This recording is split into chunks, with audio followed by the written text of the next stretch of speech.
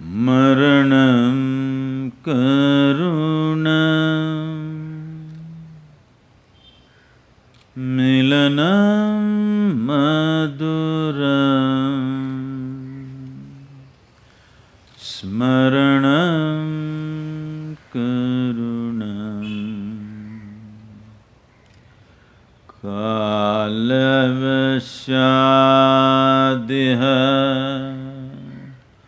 sakalam karunam samayadipate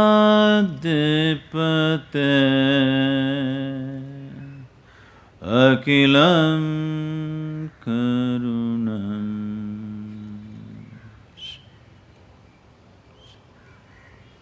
Good evening. Namaskaram. Good evening to everyone. I said good evening. I can't see the people. If you light them up also, it'll be nice.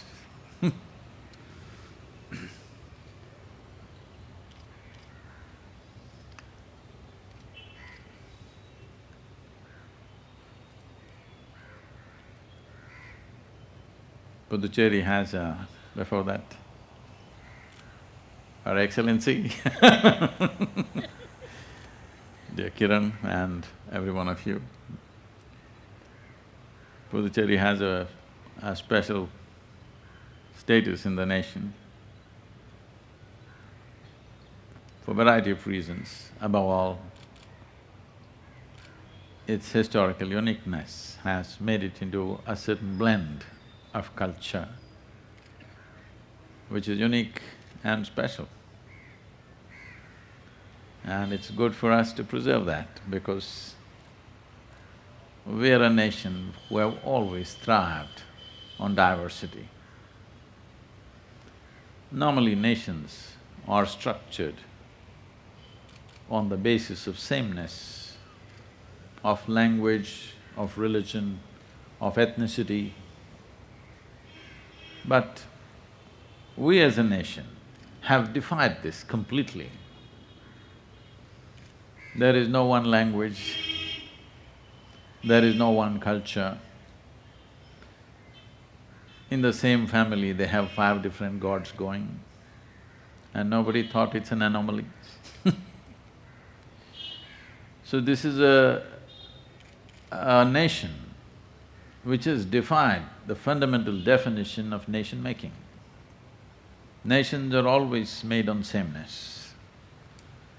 But we have been a nation for over 10,000 years.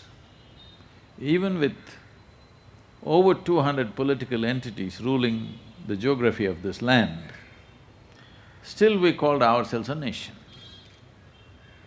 Not only us, people from outside the country also referred to us as one nation, though there were over 200 rulers at certain times. So what is the basis of this nation, or what is the basis of any nation for that matter? We can look at it this way.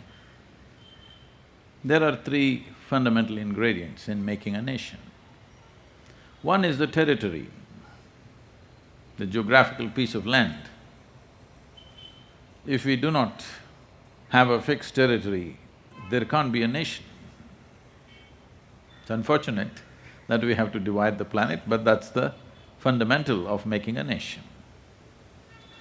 Another is the systems and processes that we follow, how we do our commerce, how we do our administration, how we do our businesses, how we conduct the society, the systems and processes that are employed in a nation. Lastly, and above all, is the people. Let us look at these 3 things, what we as a nation have done.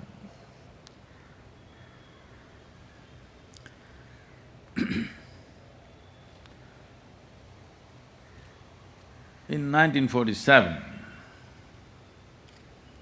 when most of the country, except you maybe, here, when most of this country got independence, first thing we did was break the geography, the territory of this nation. Because after being in some sort of enslavement for nearly 250 or 300 years, we did not understand a few things. It was new. Making of a nation was new because we were involved. All the people and the leadership of that time was basically focused on how to break the British nation, how to make the British Empire. Suddenly, they handed it over to us and went away. Now we could not change that mode, we were still in the breaking mode. We did not get into the making mode, we were still in the breaking mode. So we broke the territory of this country into three pieces. I'm not trying to make a political point, I want you to just understand. In the making of a nation, the success of any nation depends not upon its political processes or even its military exploits. Fundamentally, the success of a nation is dependent upon the success of its commerce and businesses. This is something, if anybody should know, we should have known this. Because 250 years ago, we were the largest economy on the planet. We were the biggest exporters on the planet. So we should have known that it is the business which makes a nation successful. Successful business means a successful nation. But we broke all our business routes. For thousands of years, we were doing business through the routes going in the west towards Arabia, Damascus, Jerusalem, Europe, Central Asia, this side to Southeast Asia and many other countries. Both sides, we broke our trade routes, we gave it away to somebody and tried to make a nation. So, in many ways, we never found traction because the fundamental trade routes which had nurtured us for thousands of years, we broke that without understanding that this is what makes the nation. At least we should have kept a highway. Even if we gave the land, at least we should have kept a passage. But we broke that basic passage which gave us access to Europe, Arabia, everywhere. Otherwise, by now or many years ago, we would have highways and railways running into European capitals. It would be another country altogether. You could go to France by train from Delhi, that's what it would be. Somebody's talking, if they can, please. It's okay, Mama, you don't go. Don't scare them like that.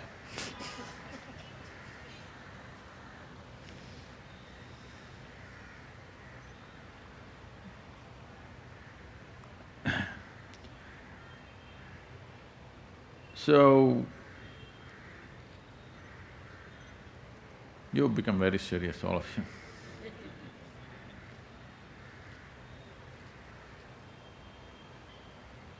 This happened. A pirate, you know, pirate? Not today's Somalian pirate, the classic pirate walked into an Irish pub. He had… his right leg was gone and so he had a wooden stump. His left arm was gone, so he had a hook and he had an eye patch on one of his eyes, classic pirate. So he limped into the bar. The barman served the drink and then asked, "Hey, what happened to you, Jack? Last time when you were here, you were fine, now you lost your leg."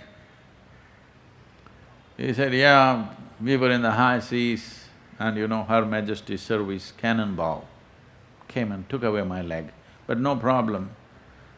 Our carpenter on the ship fixed me up pretty good. See, I can dance if you want. No problem. Then after a drink, he asked, "Hey Jack, but what happened to your hand? Where's the hand gone?" He said, "Oh, I was in a sword fight. Some fools don't understand you have to hit the sword, they hit my hand. So I lost my hand, but no problem, my blacksmith fixed a nice hook for me. Actually, this does more than my hand used to do. But by the way, what happened to your eye?" He said, "I was trying to guide the ship by looking at the stars and the bird poo fell in my eye." The bartender said, "But the bird poo won't take off your eyeball." He said, "Yeah, but I was new to the hook." So we were new to our freedom. Without understanding what we are doing, we broke our trade routes completely and tried to make a nation. Still we are struggling how to conduct the business, because we lost our traditional way of doing business. Now the only way you can do business is by sea. We know that also, but that was not the strength was by land. Well, now after 70 years, many things have changed, that's a different matter. But the initial years were just lost not knowing what to do, because we were new to the hook. Freedom is a hook. Now, we have the territory, it's still a large country. Now the systems and processes. Those who want to rule us from outside will make certain systems and processes because they want obedience and dominance. A free nation has to make its own systems and processes. I'm sorry, many of you may be IAS and IPS officers, including Kiran. But I've been looking at this, we made very little change. Even today, from a little child in this country to an adult, if a policeman comes, they get scared. If a policeman comes, you must feel reassured, that's police, no problem.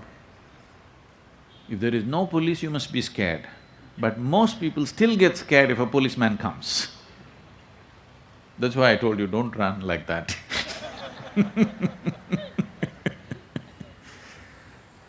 This is from another era, where a policeman comes means he's out to do something bad to you. No, a policeman comes means he is here to protect the citizens of this nation, isn't it?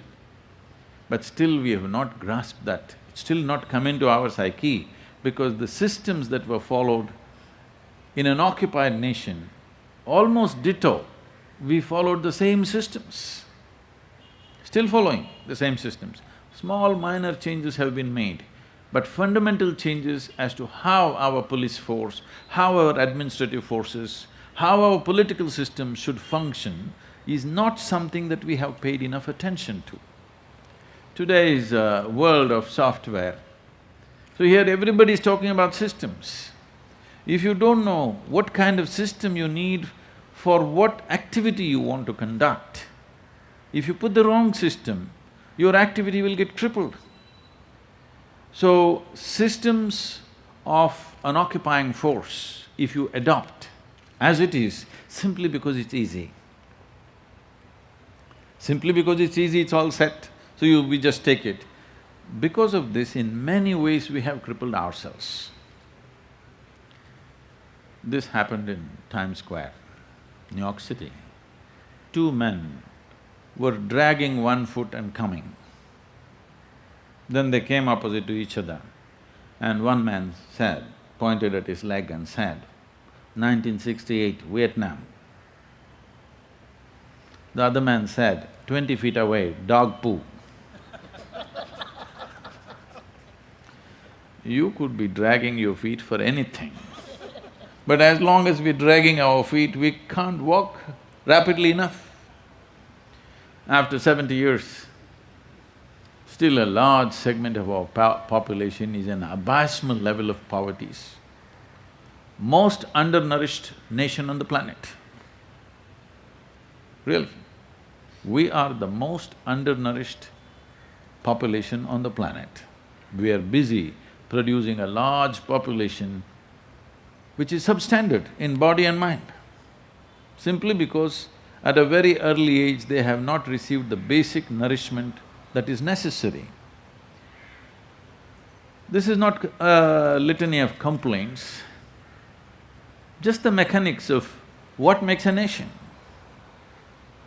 It is these systems and processes, whether they are designed to make the nation grow or they're designed to curtail the nation, that's the question. I must tell you this. If we I don't know how it is here, in Tamil Nadu and in most of the states, it is like this. If we want to build a building on our land, okay, you need no objection from 16 departments. I can't understand why the hell somebody has an objection that I'm investing money and building the country. When I build something, I build the nation, isn't it? Why is it 16 different departments have objection to it? They can give guidelines to me, how to build. What makes you assume that every citizen is a criminal and you have to police him? We have turned every citizen into a criminal. That is, if you let them free, they will do something wrong. Why? We are building a very large center in United States. There is an architectural code book.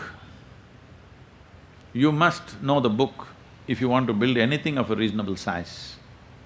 And your architect must know the book well. You can just say we're building, nobody will come and see, no application, no nothing, you just build. After you've built, you must say it's complete. Then a man will come. He usually comes in a SUV with lots of equipment, he checks up everything. If everything is correct, by the code, he will sign occupation certificate and go. If it is not correct, you get a SUV ride, handcuffed. You go in, building goes down, that's all. Why do you need these 16 damn departments to tell me that they have an objection? If I apply for something, 4.5 years, they don't give a no objection. Nor do they tell me what are they objecting about. This is because systemically we are thinking people must be controlled. Individual people's capabilities, intelligence, competence must be liberated in this country, not controlled by anybody. Our education system is like that, our administrative system is like that. In many ways, our political system is like that, it's all about controlling people. This is because we directly inherited a system from an occupying force and being lazy and dragging our feet, we did not do the necessary work, systemic work, to see that systems are designed for a new nation which has to be vibrant and successful. Somewhere I see, because for an occupying force, they want everything at status quo, nothing should change. It's easy to manage something which is not changing, it's very difficult to manage something which is dynamic.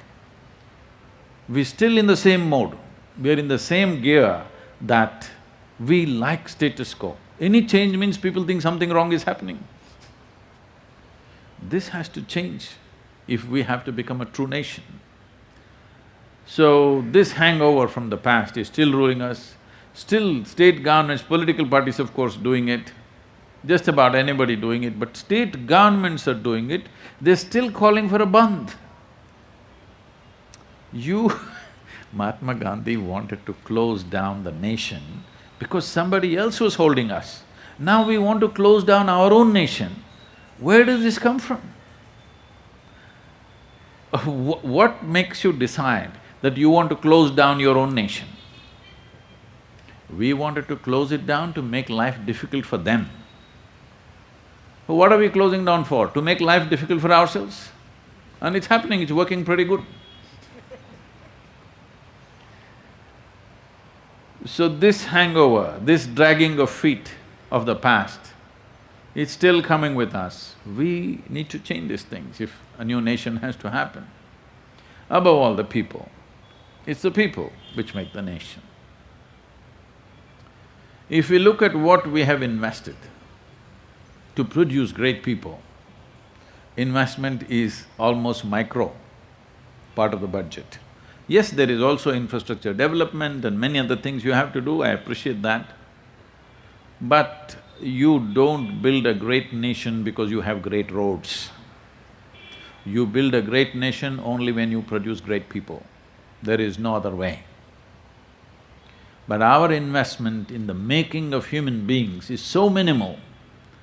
What we invest in our education, health and nourishment is so minimal that we are busy producing underdeveloped humanity. If you see, these are supposed to be the better states, there are some Bimaru states. Down south are supposed to be the better states. In this better state, if you walk into the local village, you will see 60% of the male population, their skeletal system has not grown to full size. The condition of the women is of course worse. They're all become like small like this. Everybody thinks village people are like this only. No, 35, 40 years ago if you saw, village people were robust. Now they've all become small. Becoming small is body's way of survival. When the nourishment is not enough, it becomes small to somehow survive. You will see this second generation of Indians who go to United States or somewhere else. Every child I see, every family I see, the second generation is at least 4 to 6 inches taller than their parents. Obviously nourishment, not because of temperate climate, it's because of nourishment. So, we have not focused on developing human beings. You can't develop humanity, you can only develop individual human beings. These things about humanity, society, nation, these are all just words. The real thing is, there is you and there is me, isn't it? This is the real thing, this is the only thing you can work upon, this is the only thing you can improve, this is the only thing which will produce something. This and this individual. There is no such thing as just one big thing, something happening, no. Never it happens like that. So, our ability to make a nation, there are many things. First and foremost thing is, people should have a strong sense of belonging, identity and pride about the nation. Nation is not a God-given thing, we made it up, all right. Yes, it's just an idea. But if we don't own the idea, if we don't feel strongly for the idea, if we don't have passion and pride for the idea, this idea will fail. See, I want you to understand, let me get more basic. You think you're married. I know they've told you it happened in heaven, but these days I don't think you're believing that. Before marriage you thought maybe it's being done in heaven, but after marriage you know it was not done in heaven. Marriage is just an idea. If you put your mind and heart into it, it becomes a wonderful reality, isn't it? If you don't put your mind and heart into it, it'll become a nasty reality, yes or no? Yes or no? Yes. The same goes for the nation. If we put our hearts and minds into it, it becomes a wonderful reality. If we don't put this, it'll become a nasty reality. This is something we did not work upon. When 1947, that major or great event happened, that was the time when the citizens of this nation, for whatever they had or did not have, they felt proud. That was the time we should have established a deep sense of pride and belonging about the nation. Today there is debates about whether we should keep this nation or not. People are debating, they think it's very intellectual. They don't understand the pains we have gone through in breaking nations. Still, that generation which went through the partition, still many of them are alive. You ask them what happened. The pain of it, the scars of it are still not gone, still both the nations are still bleeding. But now we're again talking about, why don't we break it further down? Once again, same things will happen. Those days, they had only 303 rifles and kitchen knives. With that, they killed 600 million people. I'm sorry, 600,000 people. Today, our capacity to kill has gone up tremendously. Today, if you try to split the country, what will happen? You're seeing Syria, you're seeing Iraq. It'll come right here if we talk about breaking the nation. It may all look like a fanciful idea to start with, but if you attempt it in practicality, this is what will happen. This is happening because we did not bring that strong sense of pride, that this is my nation and we must make this a great place to live. Today, if you distribute, or if Western nations, if Donald Trump changes his mind and say, all Indians welcome, no matter who you are, believe me, 60% of Indians will swim across the oceans and go away. If you don't give them transport, they will swim. Because if a population doesn't want to stay here, wants to go, but we are holding them back, that's called a prison, isn't it? See, you have entered here, you're here, you can go when you want to go. So this is a nice place. Suppose you cannot leave, that's called a prison, isn't it? By choice you cannot leave, you have to escape. So, somewhere we have not fixed many things. I'm not trying to discount many great things we have done as a nation. There are fantastic scientific achievements, there is great commerce building up. In the last 25, 30 years, many things have happened. And all said and done, in spite of all the problems we may have, we have kept ourselves as a functioning nation. When I went to Lebanon first time when I went there, I was just surprised. When I asked, what's your address to somebody, they did not have an address. They have a cell phone number. Because streets are not marked, houses are not numbered, there is no such thing as a post office. There's only one post office in entire Lebanon, in Beirut. You just have to go there and collect something because nobody can deliver anything to you because you don't have an address. I thought, this way we are really great. If you drop a postcard in Puducherry to somewhere in Arunachal Pradesh, it may take 3 months, but it'll get there. Yes? So, we still are a functioning nation, little dragging our feet.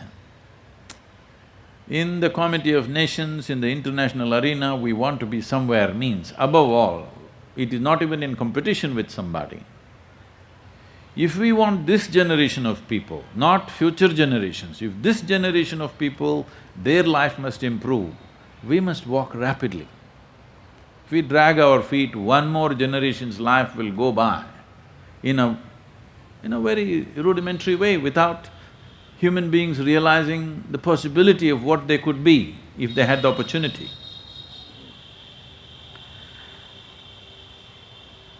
As I said earlier, this is a nation which has been bound together by something invisible. Not language, not culture, not food, not religion. If you drive 50 kilometers, people speak differently, look different, dress differently, talk differently, everything is different. Every 50, 100 kilometers you drive, it feels like another country altogether. But still we have been a nation for over 10,000 years. Because even people from outside the country recognized as a nation, because we were a nation of seekers. See, if you believe one thing, I believe something else, you will become one group, I will become another group. But if both of us are seekers, not seeking the same way, you may be seeking in the sky, I may be seeking in the earth, it doesn't matter, but we are seekers. When you are a seeker, you will see that I do not know is the basis of your life. Ignorance is a fantastic thing, it's a very unifying thing. In the yogic culture, we always encourage people to identify with our ignorance, what we do not know. If you identify with what you think you know, you will fight with somebody. If you identify with what you do not know, because what you know, it doesn't matter how much you know, it is very small. What we do not know is boundless, isn't it? Our ignorance is boundless. When you're identified with your ignorance, there is a certain sense of unity which nobody could figure why this is a nation. This is… some of the British leaders said, this is not even a nation. This is not a nation. If you just go from here to there, they're totally different people, how can it be one nation? They said, this is not even a nation. We made it into a nation. But this is not true. For thousands of years, people recognized this land as Bharat. It is not because the English came or the Mughals came, we became one nation. We were always one nation, though we were ruled by many different people. What is it that brought us together is this, a profound sense of seeking, that seekers of truth, seekers of liberation. Here, we are not believers, we have never been believers, we have always been seekers. In this seeking, we are all separate, but because each one of us are separate, there was nothing to divide us.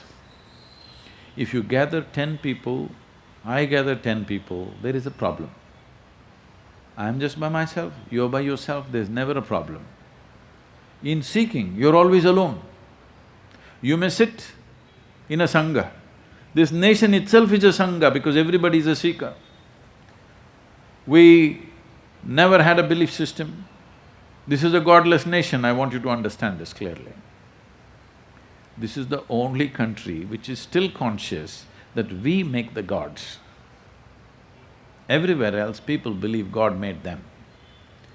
I know this is sensitive, but you like it, you don't like it. If human beings were not here on this planet, there would be no God, isn't it? Hello?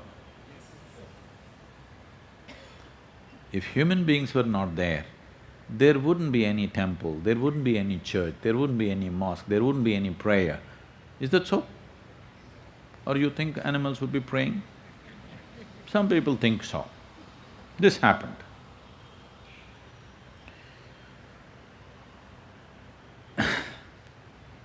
A very evangelical Christian bishop went into deep jungles of Africa trying to save souls. Then he was walking in a very remote place. Then he saw a soul, but this was a very fierce soul. This was a full-grown male lion. It was just looking at him with some interest. He had never seen a wild animal like this, open right here. Then he trembled, not by design, by default. His knees collapsed and he went into a kneeling position. Because anyway, when you get into kneeling position, there was a lifetime of habit of prayer. He closed his eyes and prayed because he couldn't bear the sight of seeing this. Then the lion came close up and he could smell the lion. And he opened his eyes. He was amazed. See, the lion was sitting there and praying. Then he screamed, "Hallelujah!" and he started thanking the Lord. The lion opened his eyes and said, "I'm just saying grace, what the hell are you doing?"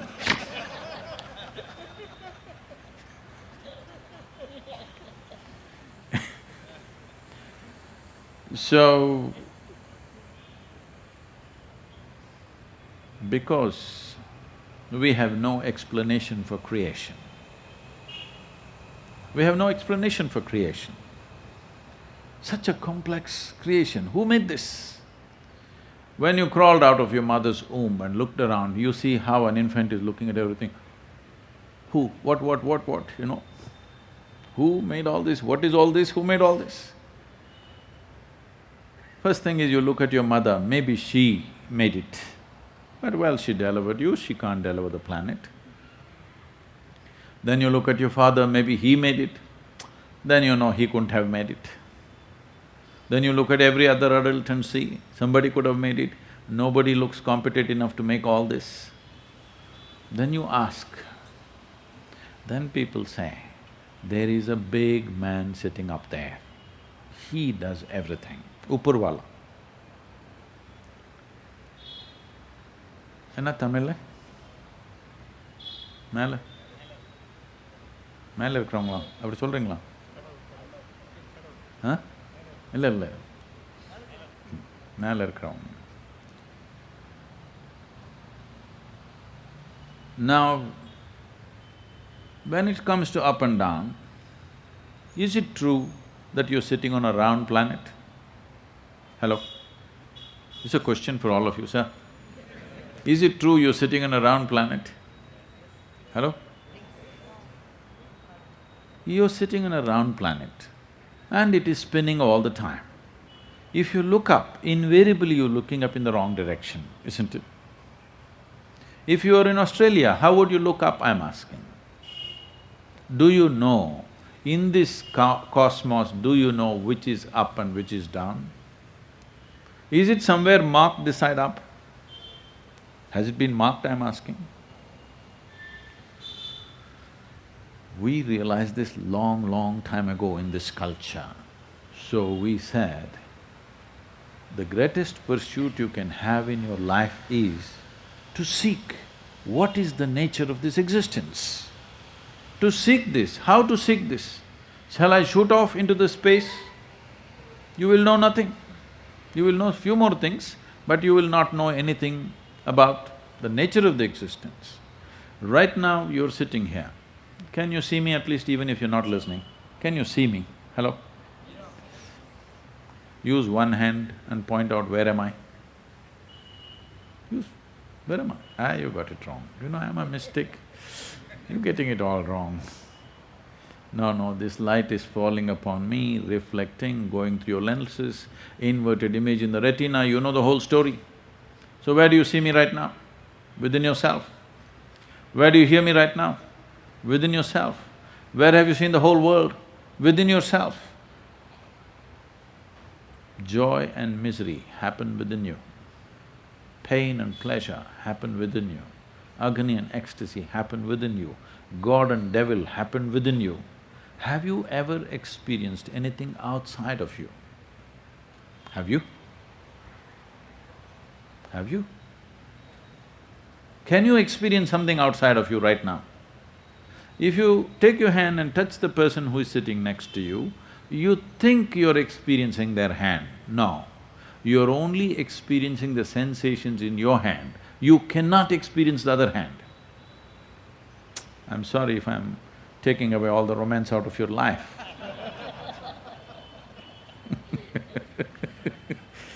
But that is the reality, you can only experience what happens within you. You cannot experience anything outside of yourself, only the way it happens within you. So because your entire experience is being generated from within you, we started investing in knowing this one, because without knowing the fundamentals of how you experience everything, there is no way to look anywhere. Even if you look there, the sky is happening within you, isn't it? So better to turn inward. It is from this dimension that India became a spiritual gateway to the world, that people started turning inward. So everybody else who came from everywhere else for trade and occupation and whatever, in the last 10,000–15,000 years, they found Indians to be a strange lot of people, even now. They are a strange lot of people because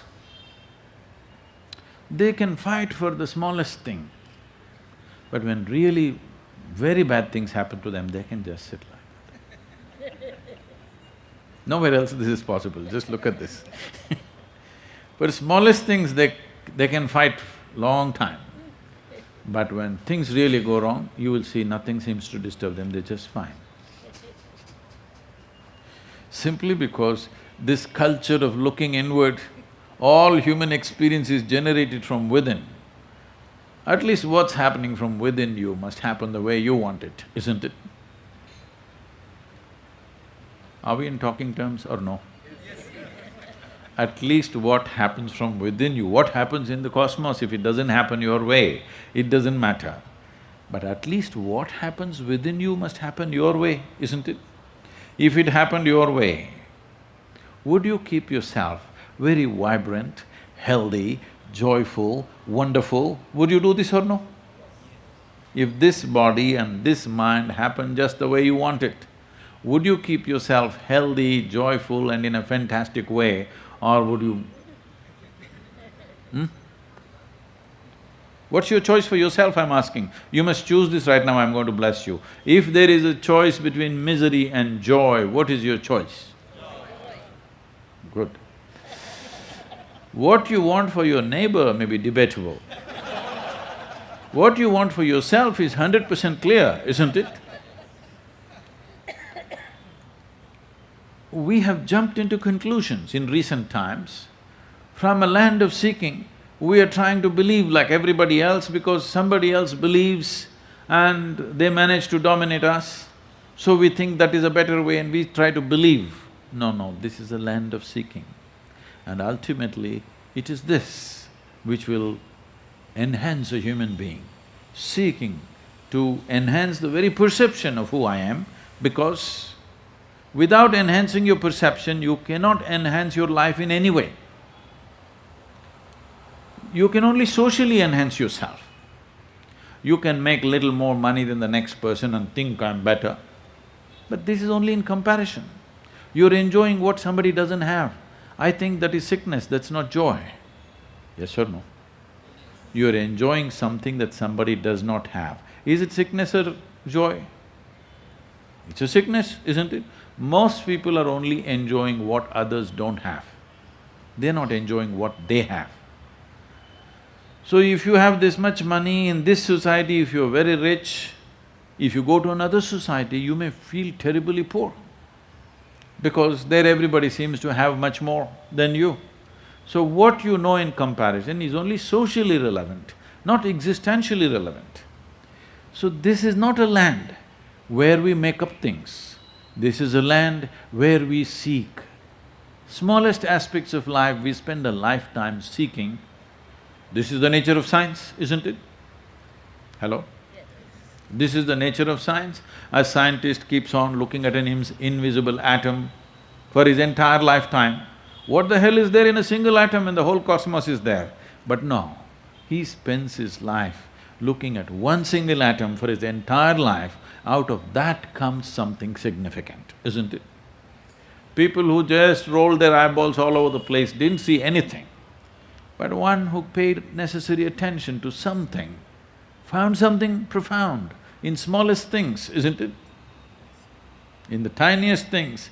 Atom is the tiniest thing we can think of right now. In the tiniest things, they found so many things simply because of the intensity of human attention. So this is what turning inward means. This is what spiritual process means, the intensity of involvement with this life. Because this is the only life you can know. You cannot know that life, you think you know, but you know only this life, if at all if you know, because everything happens within this. You also know that life the way it happens within you, isn't it?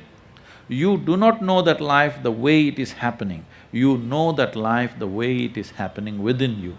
Because you think, oh, she's wonderful, you'll have sweet emotions. If you think she's nasty, you'll have nasty emotions, yes or no? Yes. This is not because of the way she is or he is, this is simply because of the way I perceive, isn't it? Because entire human experience is based on what is happening within you, we invest it within. And that's why we even call this nation by that name. We call this Bharat. Bharat means bha. Bha means bhava. Bhava means sensation. Right now, You know that you're here only because your five sensory organs are functioning. You can see, you can hear, you can smell, you can taste and you can touch. Because of sensations, you know that you're here.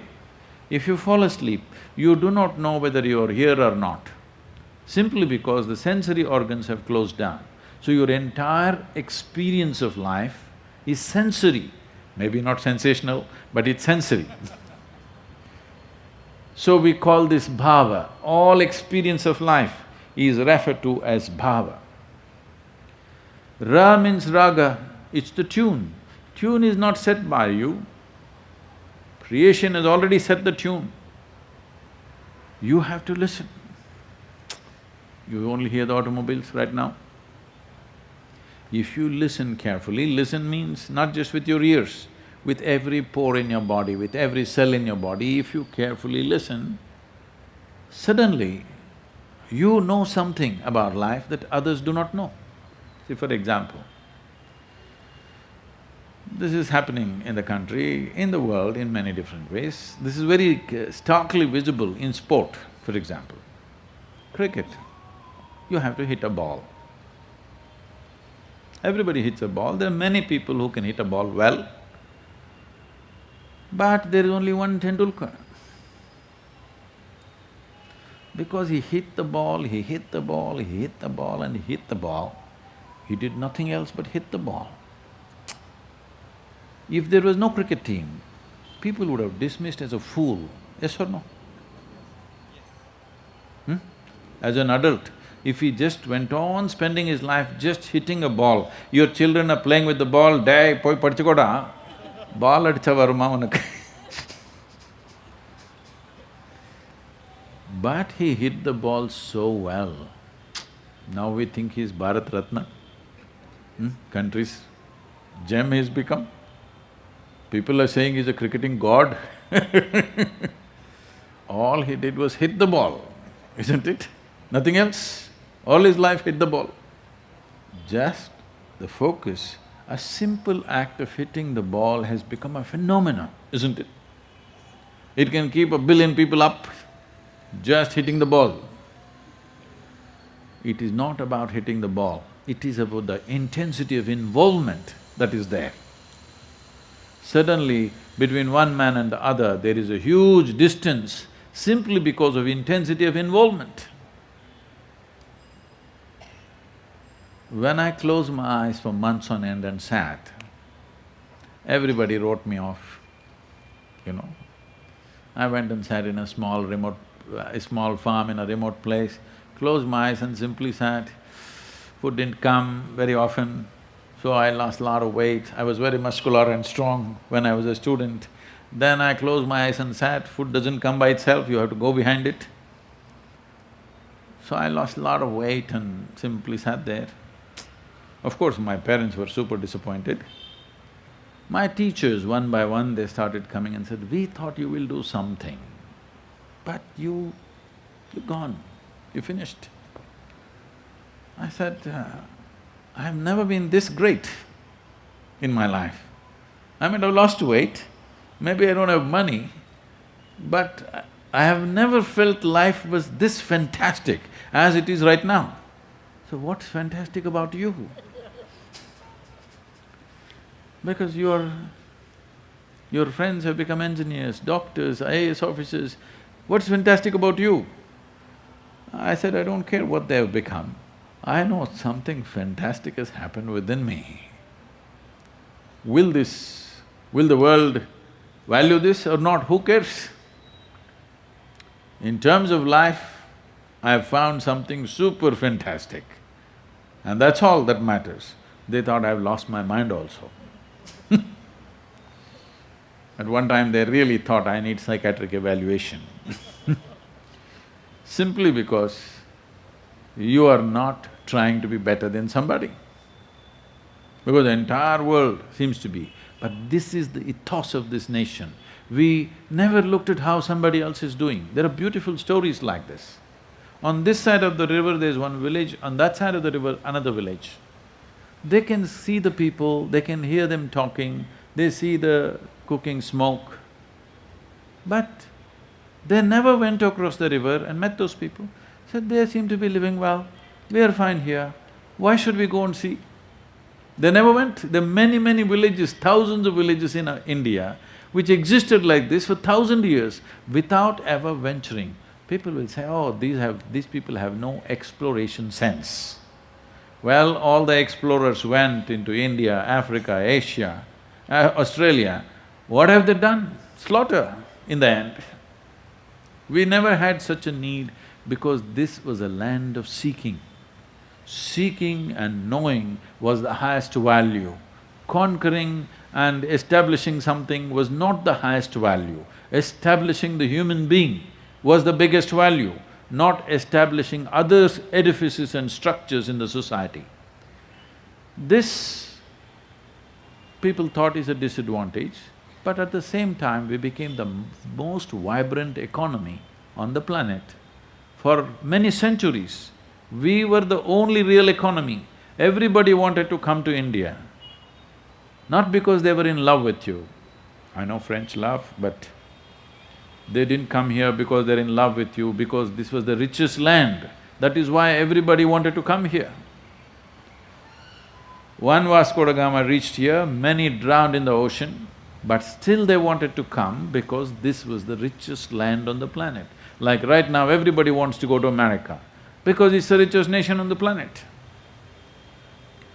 So, without a sense of conquest, we became a very vibrant economy. This is a very unique achievement which we need to bring back to this world, because today our mode of economy itself is a conquest and it's a destruction.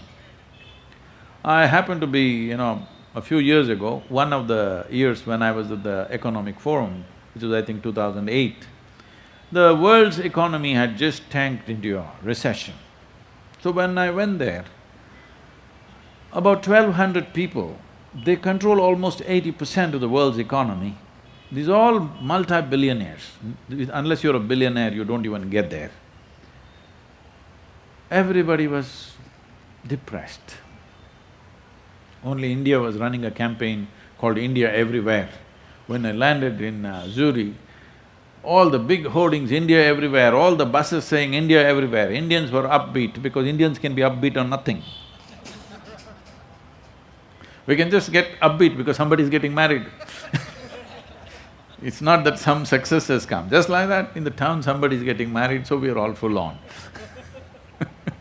Somebody dies also, we'll beat the drum and we're full on. We're like that. So Indians only are upbeat because they're happy with the boards that have come up everywhere, India everywhere, India everywhere. But the rest of the economic leaders in the world are all little depressed.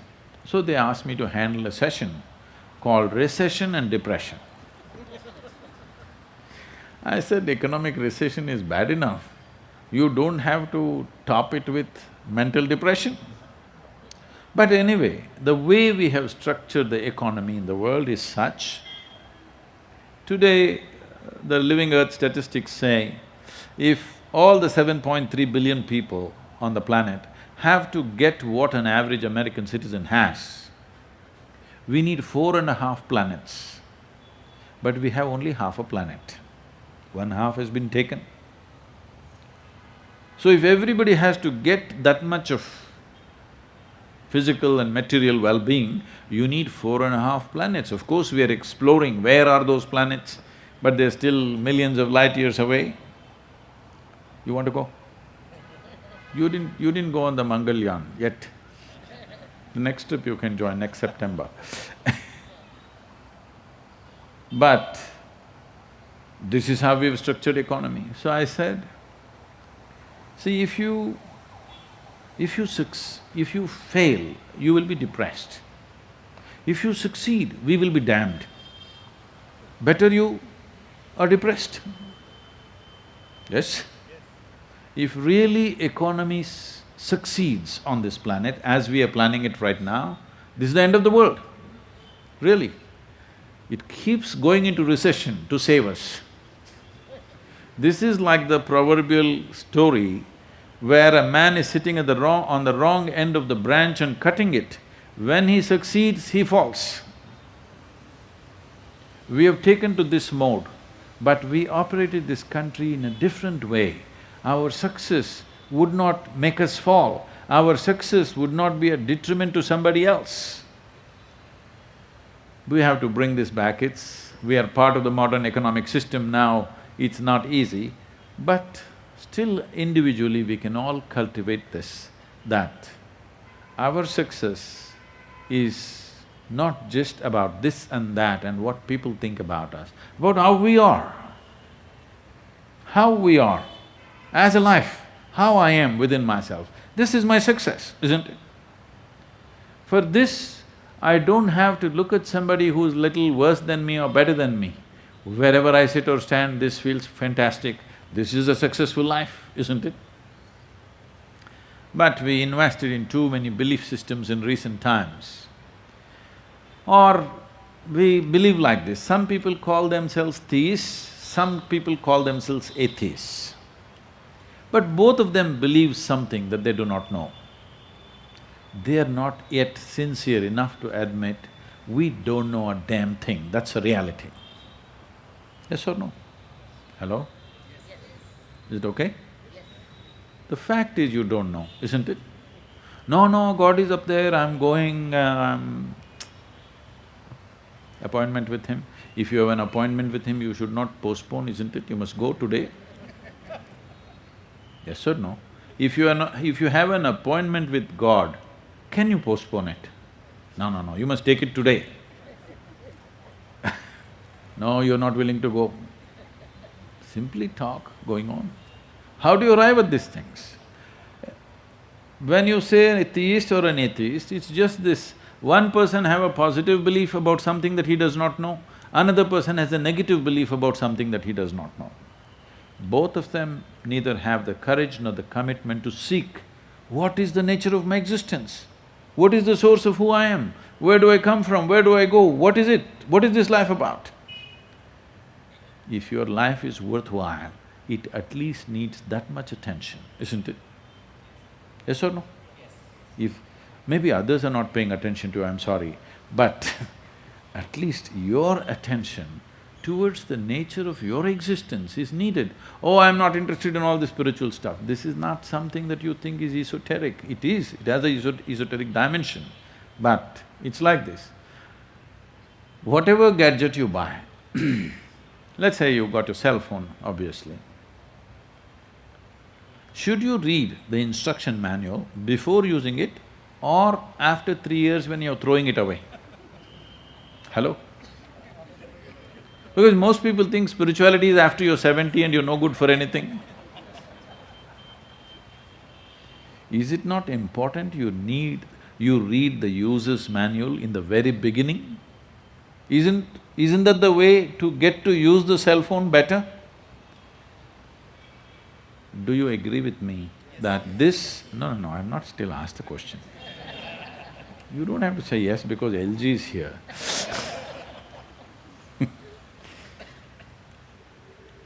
Do you agree with me that this human mechanism is the most sophisticated gadget on the planet? Do you agree with me? I am asking, have you read the user's manual? No? So you will somehow blunder through and you think something else from up, but you don't know what's up. Do you really know what's up? Planet is spinning, you know, every moment it's changing its angle and degree. You definitely looking in the wrong direction, you're not looking up, at least you must go to North Pole and try. This happened. An 8-year-old boy in New York City came home in the afternoon. He had a very progressive mother. Obviously, she was single. He came home and asked, "Mama, is God a man or a woman?" She thought about this because all the politics, gender politics involved. And just recently they tried to settle this equation with an election, but he doesn't look like a god. So after much thought, she said both. Then the boy went into deep thought. Then he came back and asked, "Mama, is God black or white?" Then she thought about all the racial politics that are happening in the nation. Even our news channels are discussing without knowing what they're talking.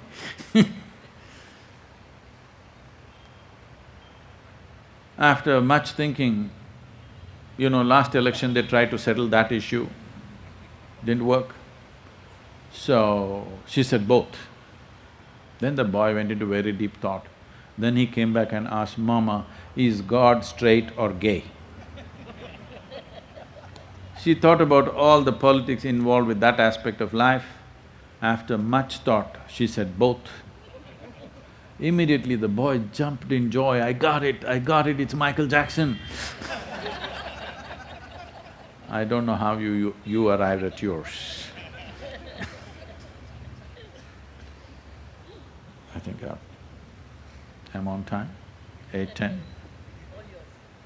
No, 8:10 was my time, I'm on time. If you have questions, please.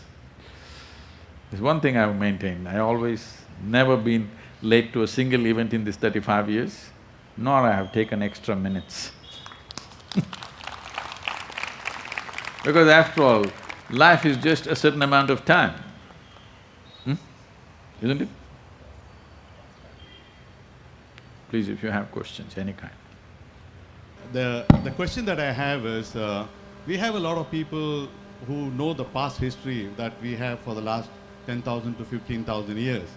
But very little of us, especially those who follow the Vedic civilization, have the time to read Bhagavad Gita, which is a journey to the inner life as well. And you said it very rightly, is the system that we have been following. What is your suggestion to some of us, to the journey to the inner life or inner thought, to know who I am? And how do they go about it? Because many of us are lost. Who are you talking for? That's okay, I'm just joking, it's all right. Thank you. See now,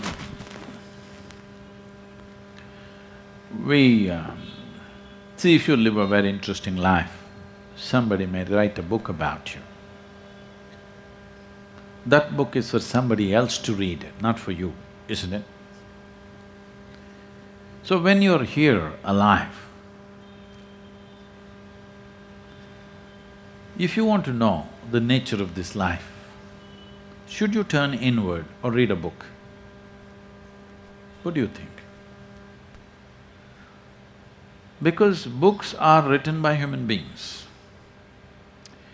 Well, people claim they were written by gods, maybe guided by somebody, but still written by human beings. After all, language and alphabet is written by human beings, let's be straight about this. Maybe inspired, maybe guided, but still written by human beings. If you want, you hold a quiz right now. About the last 1 hour I spoke, what is it that I spoke about? You will see there'll be 300 different opinions. Yes. It is not by intent, it is just the way human mind is made. So whatever Krishna said, do you believe it's come to you just the same way? No. Everybody has done little. Above all, what Krishna said, you did not hear, right? Only Arjuna heard. Overheard by Sanjaya, who is a king's servant. He goes and tells the blind man, who is still troubling us. I mean to say, this Dhritarashtra syndrome is still going on. My son is best, no matter what. So, it is from this source you have known. After Kurukshetra, Arjuna lived for another 36 years and ruled the country. Never once he spoke what Krishna told him, because he understood he is not competent to interpret what Krishna said. because it changed the fundamentals of who he is, whatever that was. Whatever that was that Krishna said, changed the fundamentals of who this man is experientially. So he thought he is not competent to share this with anybody. Never once is there anywhere a mention of Arjuna sitting down and giving a talk to anybody, because he did not. This is a wise man. But the servant who overheard, he came and spoke. When I say a servant, I'm not saying it in a derogatory way. What I am saying is, see, if your wife sees something on the street and comes and tells you, she will of course add her opinion into it. You can't stop her from that. If your son comes and tells you something, he will add his little bit into it. But a king's servant is trained never to add his opinion into it. He is supposed to just report the fact. Let us assume that's what he did. It is like, see, Krishna carefully cultivated an intimacy with Arjuna where they were the best of friends together. They spent long time together because probably he's seeing him as a potential, so he's spending so much time with him and held a very deep bond. In spite of that, he could not speak to him all his life. He had to get him to that extreme situation. The most extreme situation that human beings can go through is a war, isn't it? Life or death every moment. In that extreme situation, see, it is not happening in the pristine jungles of India, not happening in a quiet, nice ashram. It is happening in the battlefield. Because Krishna saw, unless you take him to the brink of life, he will not get it. Most people suddenly become very spiritual and philosophical when somebody around them suddenly dies. Have you noticed this? What is there? This life comes and goes, but rest of the time they're going around as immortals. So he took them to that place where it's death, death, death hanging all over the place. Because it's only when you remind a human being of their mortality do they come to their senses, unfortunately. When they forget that they're mortal, they have so much psychological silly dramas going on in their head. When they realize they're mortal, suddenly they become life-focused. So he took him to a war zone where now it is going to burst open and it's going to be slaughter. Not necessarily you're going to kill, you can also be killed. So at that moment, he transforms his life somehow. It is like two lovers are sitting and talking. Maybe for somebody else who is looking at it, looks like a quarrel, and he goes and reports a quarrel. I'm saying that's how it is. With all due respect to all the great books in the world, I'm saying there may be many nuggets of wisdom and fantastic things in that. But I want you to give this much. This book was written by the Creator himself. This cannot be wrong, isn't it? You just have to learn to read it. Are you literate, is the question. You're only literate to read the other books, other people's books. This fundamental book of life which is right here, everything you want to know about life is here or no? Because this is life, isn't it? Is it not true? Everything that you need to know about life is here. But have we taken time to read it? Did somebody even inculcate that possibility that you could read it? No, bits and pieces, somebody is studying bits and pieces of your body under the microscope, and every 2 years they come up with a new solution. If you're coming up with a new solution every 2 years, obviously you never understood the problem. Yes or no? So, there's nothing wrong with the books, but today books have become a problem. Your book versus my book is killing so many people. Too many people have died on this planet because my book is superior to your book. It'll be good to keep the books down for some time, close your eyes, just know that you're mortal. Today, if all of us go to bed, by tomorrow morning, nearly 250,000 people won't wake up. Natural death in the world. Suppose you wake up tomorrow, you guaranteed?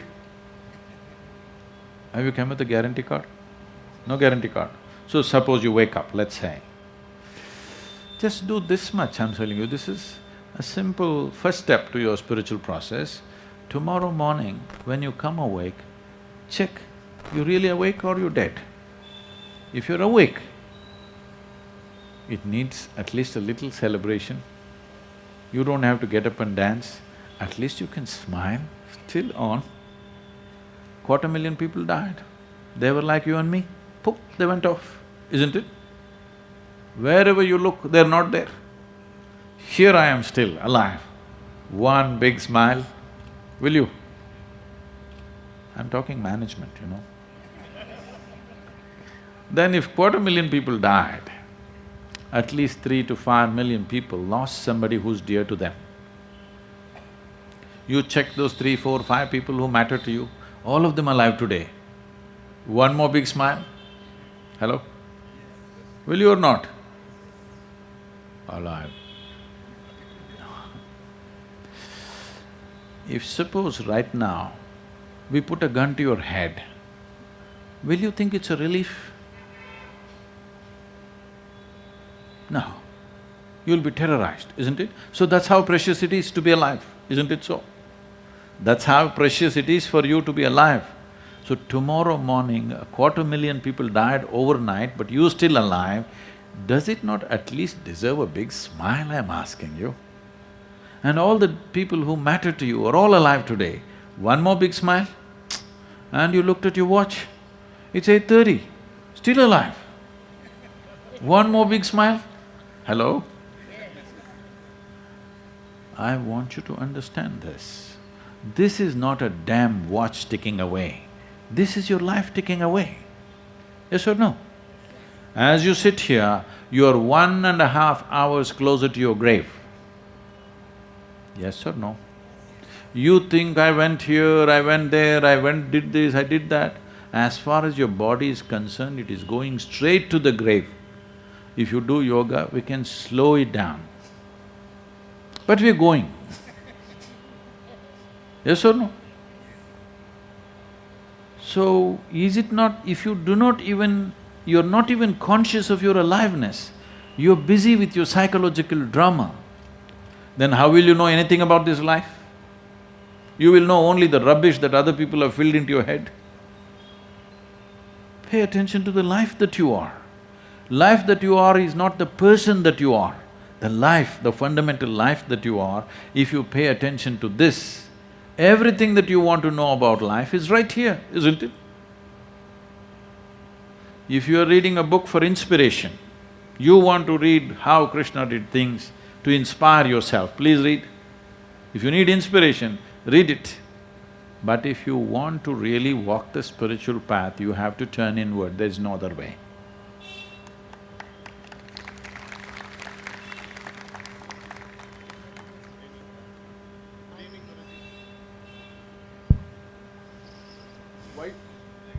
Why should a child die even before it is born in the mother's womb?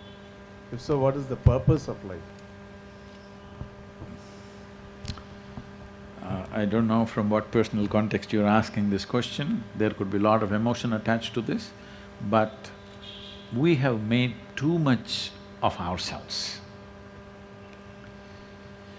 In this cosmos, what I say right now may not sound nice to you, but it's the truth, you can go home and sleep on it. In this cosmos, this solar system is a speck, yes or no? In that speck, this planet Earth is a micro speck. In that micro speck, Puducherry is a super micro speck. In that you're a big man.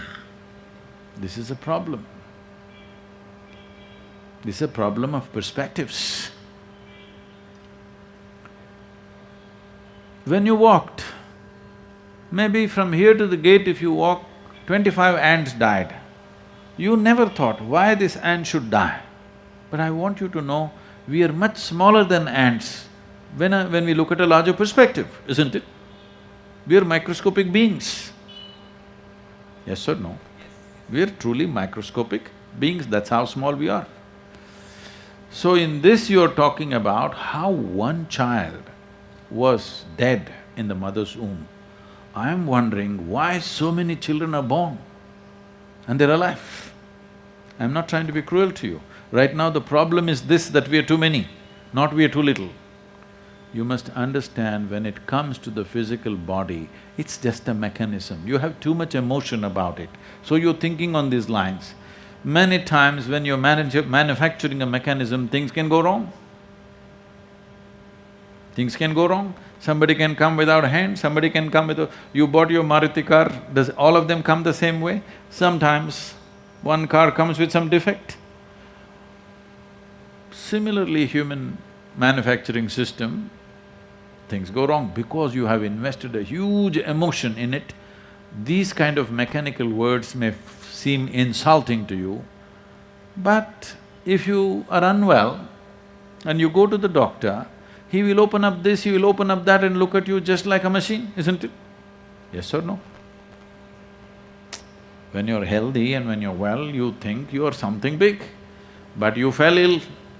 You go there, first thing is they strip your clothes off, you thought you're something else, but first thing is they stripped you off, they opened up this, they opened up that, they put their hand here, there, everywhere. Just like how your mechanic would explore your car, your doctor will explore your body, yes or no? Yes or no?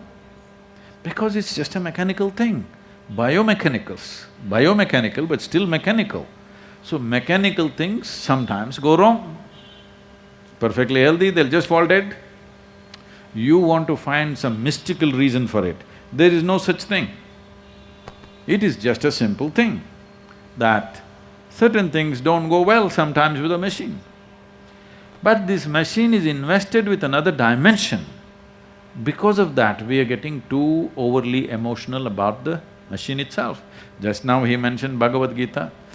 I am not an expert on this, I have never studied Bhagavad Gita. But I believe what Krishna is saying is, this body is nothing, it will be born, it will die, what are you making such a big fuss about? Do what you have to do, it may die, so what? So, you have a background, cultural background where these things have already been told, but don't listen to anything, just look at it and see, is this not a mechanism? Self-maintained, self-growing mechanism, but it is a mechanism.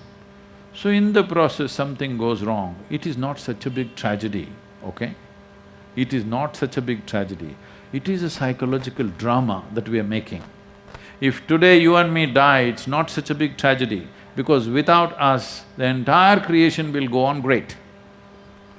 You don't think so? It may go on even better. It may. Yes, when we are here, our life is valuable to us, but I want you to understand how you value your life. If you try to catch an ant, does it think, I'm just an ant, let me die? Or does it do everything possible to protect his life? Does he or not? So obviously he also values his life as much as I value my life, isn't it? But we have unnecessarily made up human life into exaggerated sense of who we are. You saw a tsunami happen, these are… See, the tragedy is not a tsunami. Tsunami is a fantastic event. The tragedy is we are in the way, isn't it? See, suppose you had a gallery view, you could stand on this building and watch 100-foot wave coming. What a fantastic scene it is. Lifetime opportunity. Only problem is you're in the way, human beings are in the way. That's the only problem. So tragedy is not in the events, tragedy is just that we are in the way. No, we must learn to ride this life, not be crushed by the process of life. This is what Bharata means. If you found the rhythm, thala, there is a natural tune. If you found the thala or the rhythm, then your life will become a dance. If you don't find the thala, then your life will become a horrible circus. Same moments, but circus. You see it's happening. Same moments. Say you're married, husband, wife, 2 children, sending them to school. Somebody is doing it like a great joy.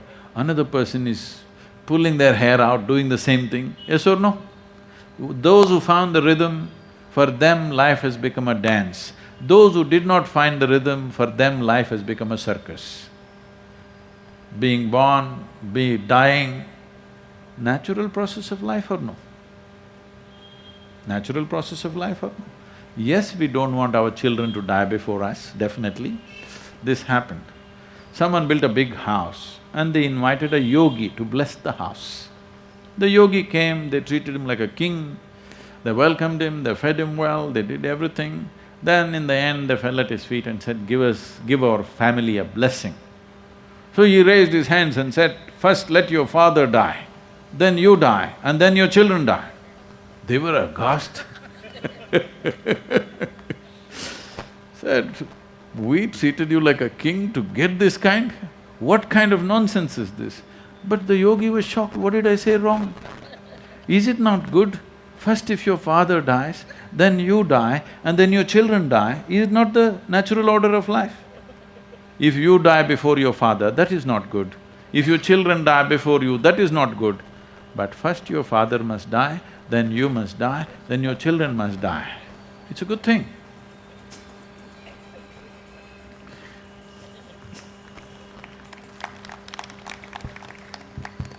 Sir, what do you think about the rebirth? Is it true? Or is there life after the death? These are two things I would like to know from Sadhguruji. You want to know what happens after death? Some things you know best only by experience.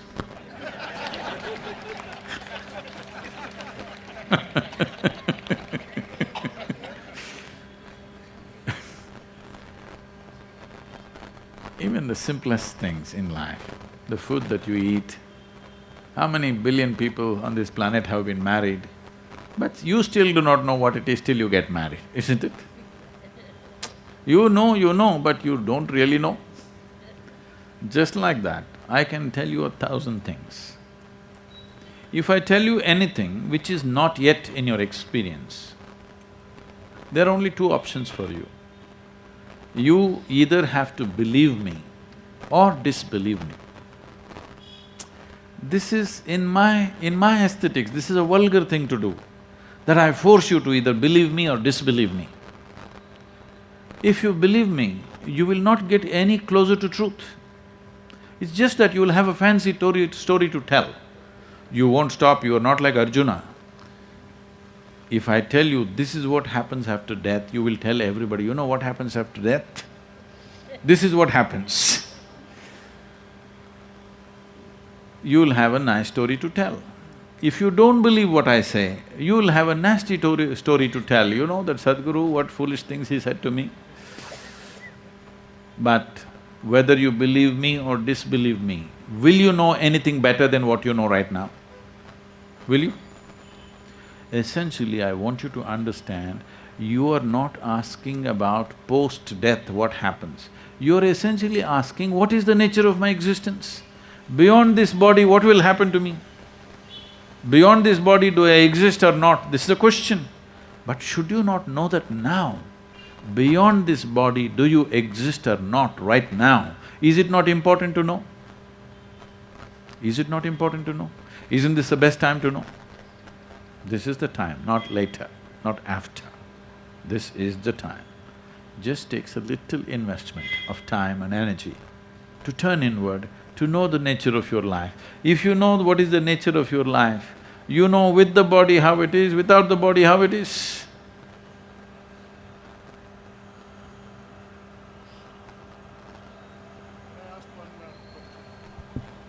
Please. You must have a big voice, you can. Yes, but I actually have a very small question. I actually, since a long time, I have been hating the name India. It really doesn't have any sense, it doesn't have any feeling, it doesn't have any beauty. And you uttered so many times Bharata. I would like you to tell me what, according to you, is the genius of India. What is India? Is it land? Is it people? Is it the diversity? Because just now in the beginning you said something so beautiful, that all nations are created on sameness and ours is different. See, I think I've skipped through a few things, but see, the name India is given to us. It's an English name. This is the technology of dominance. You must see this when they imported slaves from Africa. The first thing they did in the port was to change their name, to call you Cuckoo, Tobo, Nono, Pupo, something like this. If I call you Padmanabhan, now you stand like this. I call you Cuckoo, you know. First thing is to give a meaningless name which has no… because a human being is from memory, from history, from culture. A name which has no cultural background, a name which has no significance, a name which does not instill pride in you, that kind of a name I will give you, because this is the technology of dominance. In this country, maybe 2, 3, maybe 5% of the people speak English language. But the nation is named in English. It doesn't mean anything to someone who doesn't speak English language, India. Bharat has a power to it. Because there are two aspects to this. When we utter something, there is a sound. Meaning is just psychological, you making up the meaning, isn't it? Yes or no? Right now, I utter something, it's just a sound. If you did not know the language, this is just a sound. Meaning is just made up in your mind. Meaning is secondary. The significance is in the sound. You utter Bharat and see what reverberation it has in you. You say India and see what reverberation it has in you. Say this, take this as your chant for 2 days. One day you just say India, India, India. Another day you say Bharat, Bharat, Bharat. Just see what it does to your system. Then you decide. This was done with a very close observation, a deep understanding of the science of sound and form. When I say the science of sound and form, every sound has a form attached to it. If you feed any sound into an oscilloscope, it gives us a particular pattern which is a form. So every sound has a form in it. Every form has a sound in it. So what kind of sounds have the maximum impact on the human system? This we call them as mantras. Bharat is a mantra. Bharatam is even better, but up north they won't accept it, you have to chop it in the end. Bharat is powerful. It's a reverberation as a sound.